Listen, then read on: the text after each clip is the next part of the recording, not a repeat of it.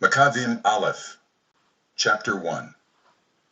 And it came to be after Alexandros son of Philippos the Macedonian, who came out of the land of Kittim, had smitten Dariyosh sovereign of Paris and Madai, that he reigned in his place, the first over Yawan. And he fought many battles, and won many strongholds, and slew the sovereigns of the earth.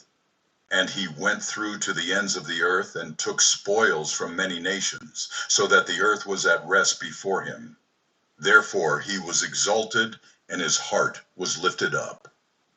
And he gathered a very mighty army, and ruled over countries, and nations, and sovereigns, who became tributary to him.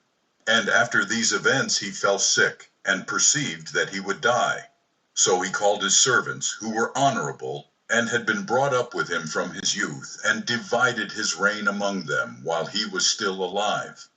So Alexandros reigned 12 years, and then he died, and his servants ruled, each one in his place. And after his death they all put crowns upon themselves, as did their sons after them many years, and evils were multiplied in the earth, and a wicked root came out from them.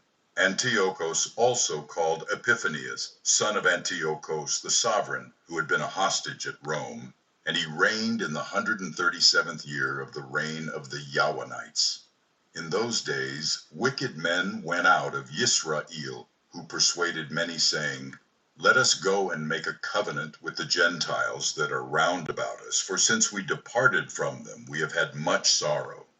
So this plan was well pleasing to them. Then some of the people were so bold in this, that they went to the sovereign, who gave them authority to do according to the laws of the Gentiles. So they built a place of training at Jerusalem according to the customs of the Gentiles, and made themselves uncircumcised, and forsook Kodesh covenant, and joined themselves to the Gentiles, and were sold to do evil. Now when the reign was established before Antiochus, he thought to reign over Mitzrayim, that he might have the rule of 2 reigns. Therefore he entered into Mitzrayim with a great multitude, with chariots and elephants and horsemen, and a great fleet, and fought against Ptolemaeus, sovereign of Mitzrayim. But Ptolemaeus was afraid of him, and fled, and many were wounded and slain. Therefore they took the fortified cities in the land of Mitzrayim, and he took the spoils from there. And after Antiochus had smitten Mitzrayim, he returned again in the 143rd year, and went up against Israel and Jerusalem with a great multitude. And he entered proudly into the Mikdash, and took away the golden altar, and the lampstand of light, and all its utensils, and the table of the showbread, and the bowls for pouring, and the vessels, and the gold fire holders, and the veil, and the crown, and the golden ornaments that were before Haekal, all which he pulled off. He also took the silver, and the gold, and the precious vessels. He also took the hidden treasures which he found. And when he had taken all away, he went to his own land, having made a great slaughter, and spoken very proudly. Therefore there was a great mourning in Israel, in every place where they were, so that the rulers and elders mourned, the maidens and young men were weakened, and the pleasantness of women was changed. Every bridegroom lamented, and she that sat in the bridal chamber was in grief. The land also was moved for the inhabitants, and all the house of Yaakov was covered with shame. And after a full 2 years passed, the sovereign sent his chief tax collector to the cities of Yehuda, who came to Jerusalem with a great multitude, and spoke peaceable words to them. But all was deceit, for when they had accepted him, he fell suddenly upon the city, and smote it greatly, and destroyed many people of Israel. And when he had taken the spoils of the city, he lit it on fire, and pulled down the houses and its walls all around. But they took the women and children captive, and took possession of the cattle. Then they built the city of David with a great and strong wall, and with mighty towers, and made it a stronghold for themselves.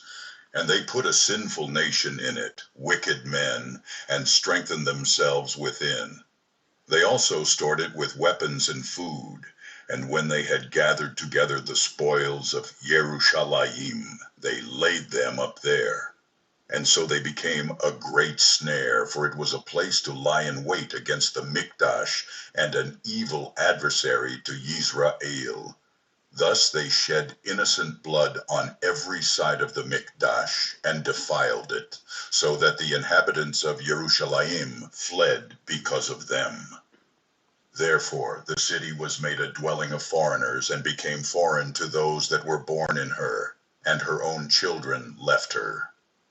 Her Mikdash was laid waste like a wilderness, her feasts were turned into mourning, her Shabbathoth into reproach, her honor into contempt. As had been her esteem, so was her dishonor increased, and her excellency was turned into mourning. And sovereign Antiochus wrote to his whole reign, that all should be one people, and everyone should leave his laws. So all the Gentiles agreed according to the command of the sovereign.